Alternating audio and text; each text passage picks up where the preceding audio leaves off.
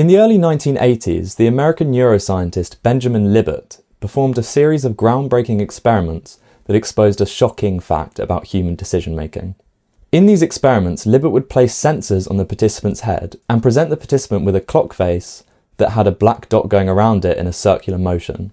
Libet would then ask the participant to flex their wrist whenever they felt like it, and to tell him where the dot was on the clock face when they first made the conscious decision to flex their wrist. What Libet found from these experiments was that before the participant even began to make the conscious decision to flex their wrist, there was a build-up of brain activity known as the readiness potential, just under half a second before they made the decision. In other words, it appeared that unconscious brain activity caused the participants to then decide to flex their wrists, which seems to show that they didn't freely decide to flex their wrists, but instead unconscious impulses in their brain did. Many took these experiments to be definitive proof that we do not have free will. After all, if our conscious decisions, like deciding to flex your wrist, are just a result of unconscious brain activity we aren't even aware of, then surely we aren't in control of what we do. And if it didn't seem conclusive enough, while Libet's study is perhaps the most significant scientific challenge to free will, it's not the only one, with more coming from both neuroscience and social psychology. But do these scientific findings actually disprove free will? In today's video, I'm going to break down the biggest scientific challenges there are to free will, and explain why they fall short. We'll look at Libet's famous 1980s experiments, a 2008 brain scanning study that claimed to predict what choice a participant would make as much as 10 seconds before they made the decision, and the shocking Milgram obedience experiments, and ultimately why none of them disprove free will. To be clear, I'm not even necessarily arguing that we have free will. I'm just showing why science hasn't disproved it. So I should let you know that a lot of these ideas in the video come from Alfred Melle's short and excellent book, Free: Why Science Hasn't Disproved Free Will, and I'd highly recommend it if you're interested in the topic. But anyway, back to the matter at hand. Firstly, free will is a difficult thing to define, and you will hear various different definitions depending on who you ask. Typically, free will is considered the ability to freely decide what you do without being coerced by forces beyond your control. For this video, I'll use a common definition of free will: the ability to have genuinely done otherwise. For example, if you chose cereal for breakfast and we rewound time to the exact moment before you made that decision, there would be a real possibility of you choosing eggs for breakfast instead of cereal. That's the kind of free will these experiments are often claimed to disprove. So, back to Libet's free will experiment I explained earlier. As you may recall, his experiments demonstrated that whenever we spontaneously decide to do an action like flexing our wrist, there is an unconscious brain activity that appears in the brain almost half a second before we consciously decide to do the action. This appears to show that while we may feel like we are in control of our conscious decisions, they are actually decided by unconscious processes in the brain that we are completely unaware of.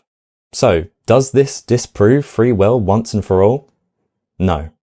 Firstly, just because the conscious decision always follows this unconscious brain activity, this doesn't show that the decision is made by the brain activity. The readiness potential could just be something that facilitates decision making. For example, the readiness potential could simply be an urge to do something. In other words, the readiness potential could easily be the brain preparing for a possible action, an action that we have the final say over whether we do it or not. Think of it this way. Imagine there's a man called Dave, and he's a habitual purchaser of lottery scratch cards. And one day he gets lucky, he actually wins the lottery. It would be correct for me to say, every time Dave won the lottery, he first bought a scratch card beforehand. But what would you think if I then used that information to conclude that every single time Dave ever bought a lottery scratch card, he then went on to win the lottery? You would rightly point out that I've made a ridiculous claim, because not every scratch card results in a lottery win, that's obvious. And just like how not every scratch card results in a lottery win, you could easily say not every readiness potential results in an action. In fact, Libet himself believed that his experiments were evidence of a very interesting idea he termed free won't. This is the idea that while our urges to make decisions may come about through unconscious processes, we have a conscious ability to override or veto these urges should we want to. Now, the second big issue with Libet's experiment is that it only looks at an incredibly simple form of human decision making. Even if these experiments did 100% prove that decisions as basic as spontaneously flexing your wrist occur entirely as a result of unconscious processes that are beyond our control, this doesn't mean that all our decisions are beyond our control. I mean, participants in these studies are literally told specifically not to consciously think about when they're going to flex their wrists, but to just wait for a random moment where they feel the urge to do so. Can we really say that decision-making as primitive as this works in the same way as advanced decision-making, where we carefully and consciously weigh pros and cons to eventually come to a conclusion? Now, before I get onto the study that demonstrated how scientists are in fact able to predict what someone will choose up to 10 seconds before they even make the decision, let me just explain the different types of human decision-making. I think it's a fair argument that as humans, we're capable of two broad types of decision-making. We could call the first kind impulsive decisions, and the second conscious decisions. An example of an impulsive decision could be if you were in a shop to buy a jar of jam, and you arrive at the shelf which has rows upon rows of identical jam jars. You would decide to just pick one at random. And if I asked you why you picked that specific jar rather than any of the others, you would say, I don't know. And I think that's the same type of decision-making used in Libet's experiments. If you ask someone in the experiment why they decided to flex their wrist at any particular moment, they would also say, I don't know. It's not like there's a conscious decision-making process behind it. However, if we look at the second type of decision-making that I'll call conscious decisions, this could be something like deciding whether to move to a new country, let's say. If you were to ask this person why they decided to relocate abroad, they wouldn't just say, I don't know, like they did with flexing the wrist. They would instead describe a long process of considerations like job markets, housing costs, lifestyle changes, and a whole host of other things. So it seems this type of decision-making is very different to the impulsive type of decision-making that was studied by Libet and other neuroscientists. Okay, so you might be wondering, maybe Libet's experiments from the 1980s don't disprove free will, but that was over 40 years ago. Surely there have been a vast number of more modern experiments that have gone above and beyond what Libet showed us way back in the 80s. And the answer to that is, not really. While many have recreated Libet-style tests with more modern equipment, they show the same general results. However, there is one modern study in particular I will focus on, known as the Soon study. This was a 2008 experiment by Chun Siong Soon.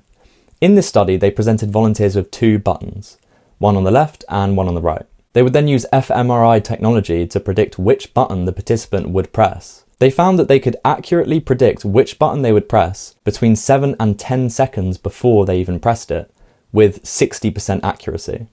This is to say that they accurately predicted which button they'd press 60% of the time. The first problem with this that you may have already picked up on is that even if they were to just guess at random, they would still get roughly 50% accuracy. So 60% is only a slight improvement from that.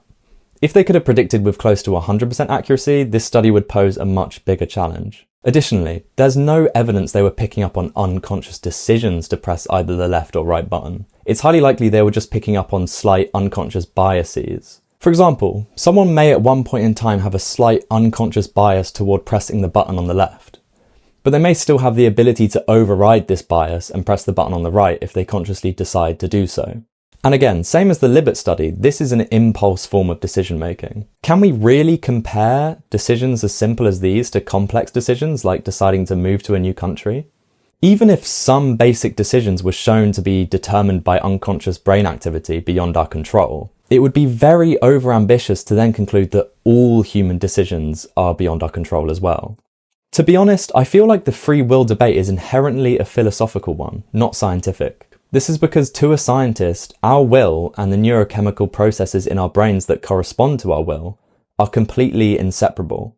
A good analogy to try and convey my point would be to imagine you said something embarrassingly foolish to a group of friends, and then upon realizing your stupidity, you began to blush. And then the scientist in your friendship group went on to say, don't worry, it wasn't you hearing your own stupidity that made you blush, but just the neural correlate of that auditory event.